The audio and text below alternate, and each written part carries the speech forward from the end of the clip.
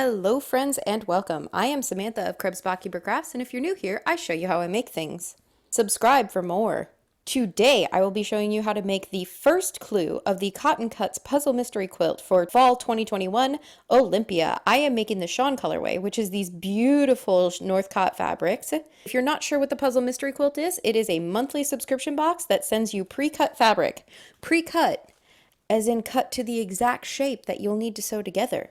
So with each box, you get instructions on how to put those fabrics together, and I'm also going to show you a video tutorial on how to put each of those together. So this is the card that comes with your first box, and on the back of this card, well, inside you're going to get a bunch of FAQs, tips and tricks, and on the back of this card, you're going to get your key. So I'm making the Shawn colorway, which is these beautiful shimmer fabrics by Northcott Fabrics, and this key shows you which fabric corresponds to which letter. So hold on to this key. You may be making a different colorway from me, and that's fine. So our fabrics are not going to match perfectly, but as long as you use fabric A when it calls for fabric A, fabric E when it calls for fabric E, and fabric C when it calls for fabric C, then you are good to go. Just make sure you're using the right fabric from the right key. So with our first clue, you get this beautiful little packet here. So let's go ahead and open this up. So we have a few triangles, and if we go ahead and look at our legend, it looks like these triangles are fabric G. So we've got two sets of those. Some nice pens that have a beautiful gradient on them. I'm going to love using those later. We have some long strips of what looks like, on my key card, fabric D. We have a few triangles of fabric A. Let's double check that is indeed fabric A. We have a few squares of fabric A, and then we have a few squares of fabric C. So there we go. That is everything that comes in the first clue. And then if we go ahead and take a look at our instructions, it's going to tell us how we're going to put this together. So let's go look at our instructions. Alrighty, so our instructions are pretty simple. So we're going to start by setting aside these guys, and we're going to work with these triangles of fabric A, and then we're going to take these triangles of fabric G,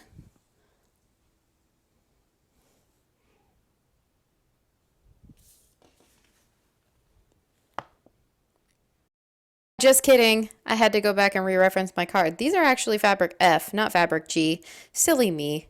Ha, they are very different. So, just kidding, we are taking these big triangles of fabric A and these small triangles of fabric F, and we are going to sew these together on either side of these triangles. We're going to go ahead and line that corner up there, those notched corners up. Then we're going to go ahead and line that notched corner up there. And we're going to go ahead and sew these together.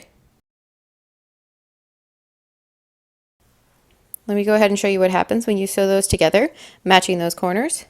So you can see my seam hits here on that corner, and you can see it ends right there. So there we go. As long as you sew them all together with a consistent seam allowance and you have those notched corners, we're not going to need to trim anything. These are just going to turn out perfect.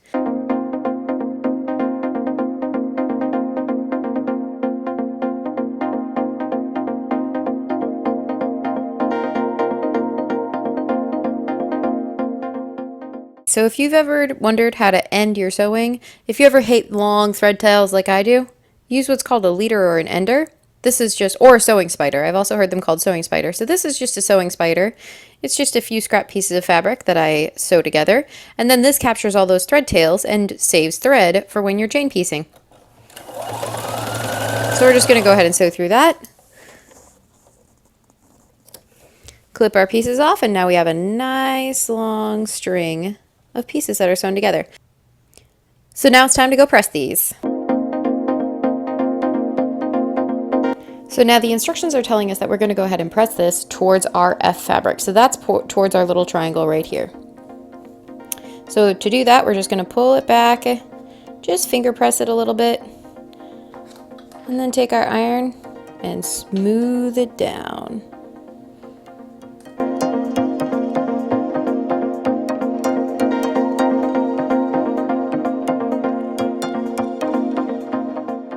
So now that we have our first set of fabric F triangles sewn to our fabric A triangle, we're going to go ahead and take the second set of our fabric F triangles and we're going to sew them onto this side of our fabric A triangle to make a flying geese block. So just like before, we're going to go ahead and line these ones up. So you're going to take this point here, you're going to line it up with the point there, and then you're going to take these clipped points here and you're going to line them up. And then we're going to go ahead and sew 1/4 inch seam from tip to tip.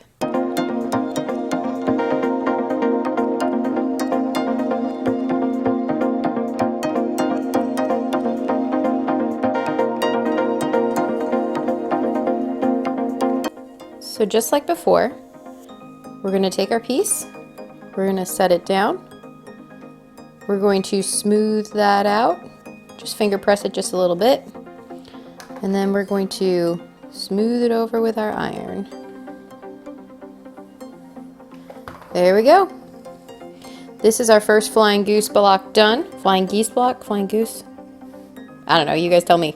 So, first block done. Notice how there are no dog ears to trim anywhere.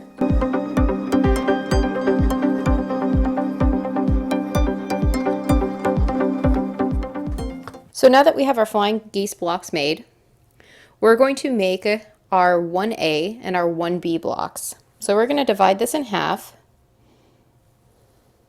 So we want 4 of our flying geese set aside up here, and we want 4 of them down here. Now we're going to take our C fabrics, and on one stack of our 4 blocks, we're going to take 4 of our C pieces, and we're going to sew them on one side of our blocks, and we're going to take these guys and we're going to sew them on the other side.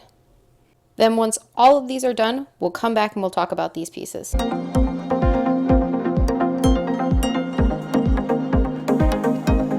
And for this step, we are going to go ahead and press to the squares of C fabric. So once you have all of these fabric C squares sewn to your flying geese, remember half of them on the right side, half of them on the left side, we are going to take 2 of the blocks from each stack and we are going to set them aside. This set of geese to squares is the 1A block, and we're going to set those off to the side. This set of geese to squares is the 1B block. These are also going to get set aside. And this is why these pens are coming in super handy dandy. We're going to go ahead and label those.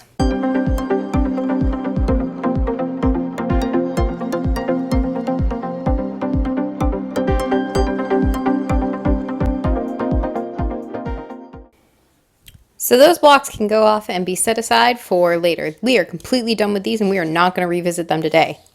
Now with the remaining 2 sets of blocks, we're going to look at our 1A fabric squares. So we have 4 blocks, we have 4 pieces, and we have 4 sides that don't have any squares on them. So this is pretty simple. 2 of them go on this side, 2 of them go on this side. Let's go sew them together and get them pressed.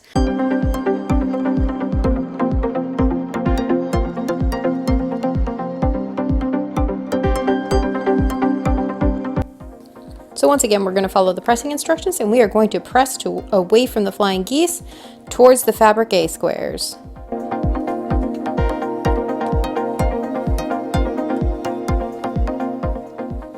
Everything is sewn and pressed for these last little bits and we are on the home stretch.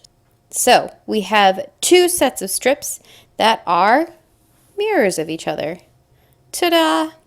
So we're going to go ahead and line these up with the C pieces on this side and the A squares on this side.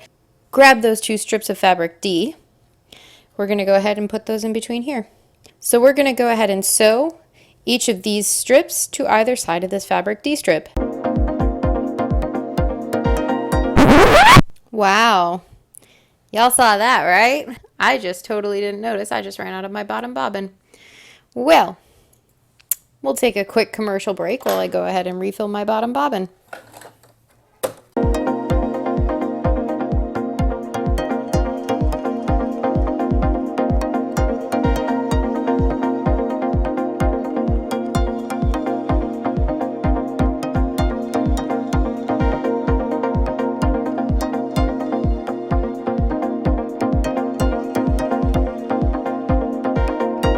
So following our pressing instructions, we are going to make sure we are pressing towards this center strip, the D fabric. So you're going to go ahead, since I sewed these together before pressing, I'm just going to do a quick finger press down the side here, just to make sure everything lays nice and flat. So finger pressing, just take your finger or your fingernail and just run it along that seam, pressing it off to the side. We're not stretching, we're not pulling, you're just running it along the seam and creasing it off to the side. And you're feeling with your finger to make sure that the seam is going the direction you want. And then we take our iron